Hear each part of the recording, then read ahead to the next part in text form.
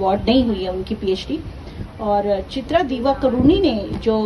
सीता का मैनिफेस्टेशन किया है, जो सीता का रिप्रेजेंटेशन किया है,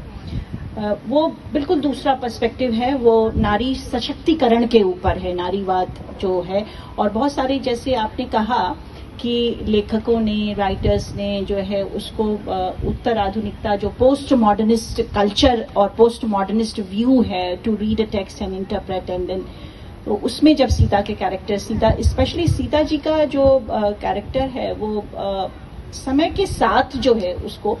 नारीवाद और जो उत्तर आधुनिकता का जो रूप दिया गया है, उसमें भी बहुत सारे संवाद निकल करके आते हैं। मुझे लगता है कि उसके पीछे भी कई कारण हैं। जैसे आपने इतने वर्जन्स ऑफ रामायण की बात की है, तो उसमें हमें कुछ ऐसे भी रामायण के वर्जन दिखते हैं जहां पर वी फाइंड, जैसे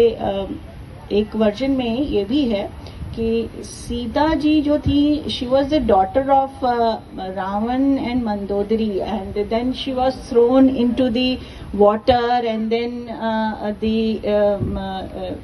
this Rakshasi or the demon character, she asked her to draw the picture, and then Ram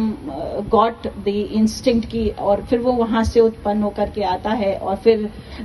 वो, और बाकी सारी स्टोरी वो सेम हो जाती है,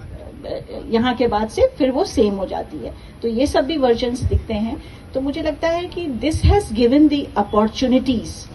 और to open doors to vistas of horizons